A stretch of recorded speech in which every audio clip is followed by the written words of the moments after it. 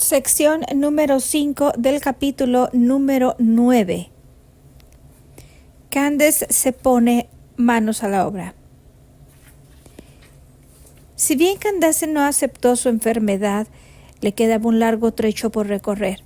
Sabía que debía cambiar su creencia sobre su dolencia y tomar una decisión que conllevara una energía más poderosa que la de los programas grabados en su cerebro y la de las adicciones emocionales de su cuerpo, para que éste pudiera responder a una mente nueva. Solo entonces su energía cambiaría hasta el punto de reprogramar sus programas subconscientes y eliminar su pasado neurológica y genéticamente, lo cual fue exactamente lo que empezó a ocurrir. A pesar de haberme oído decir todo esto antes y de conocer esta información intelectualmente, nunca lo había aplicado a su propia vida. En el primer taller al que asistió tras recibir el diagnóstico, se veía agotada y estuvo todo el rato adormilada en la silla. Yo sabía que Candace estaba luchando.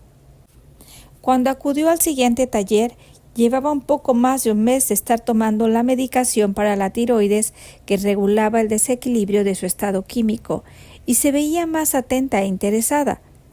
Las historias que conté durante el fin de semana le resultaron sumamente inspiradoras. Al oír que algunas personas se negaban a ser víctimas de las circunstancias de su mundo exterior y que se daban esas curaciones tan extraordinarias, decidió ser su propio proyecto científico.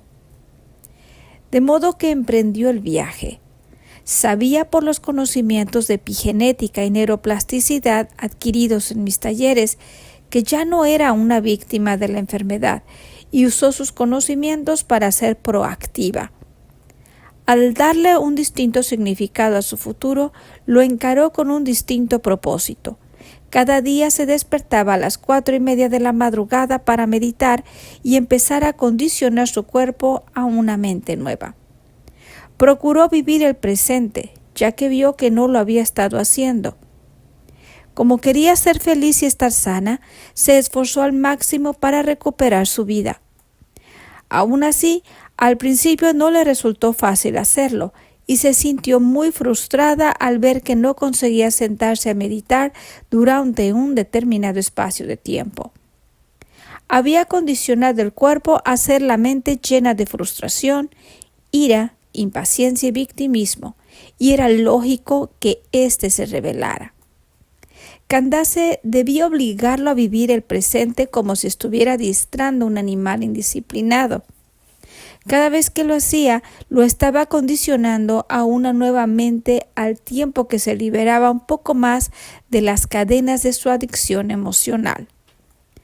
Cada día procuraba en sus meditaciones ir más allá de su cuerpo, el entorno y el tiempo. Se negaba a levantarse siendo la misma persona con la que se había sentado a meditar, porque la antigua Candace era la que se había convertido en una persona enojada, frustrada y adicta químicamente a sus circunstancias exteriores. Y ya no quería ser esa persona nunca más. Se escuchaba en sus meditaciones, esforzándose en cambiar su estado del ser, y no descansó hasta llegar a amar la vida porque sí, en un estado de puro agradecimiento. Aplicó todos los conocimientos adquiridos en mis talleres, CD y libros, se los leyó más de una vez. Y de las notas que había tomado en mis cursos, estaba grabando una información nueva en su cerebro a fin de prepararse para una nueva experiencia curativa.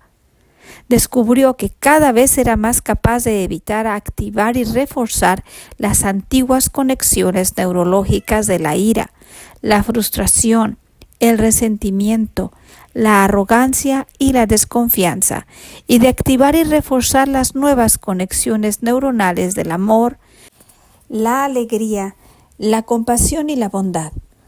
Sabía que estaba reduciendo las conexiones antiguas y creando unas nuevas.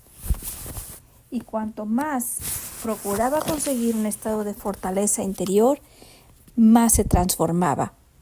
Con el correr del tiempo se fue sintiendo muy agradecida por estar viva, y veo que allí donde había armonía, la incoherencia no tenía cabida. Se decía a sí misma: yo no soy la Candace de antes, ni sigo reafirmando más esa existencia. Perseveró en ello durante meses y meses, y cuando se descubrió volviendo a ese nivel más bajo en el que se sentía enojada o frustrada por las condiciones del mundo exterior, o enferma o infeliz, procuraba enseguida cambiar el chip.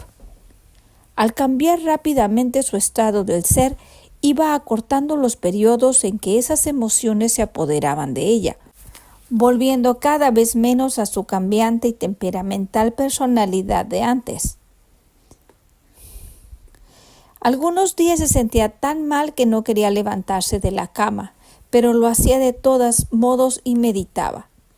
Se decía que cada vez que transmutaba esas emociones inferiores en emociones elevadas, se estaba liberando de algo biológicamente de su pasado y bombeando su cerebro y su cuerpo para vivir un nuevo futuro. Empezó a ver que merecía la pena seguir con su trabajo interior, y al poco tiempo, en lugar de costarle hacerlo, ya le salía sin más. Gracias a su tenacidad diaria, advirtió al cabo de un poco un gran cambio y se empezó a sentir mejor.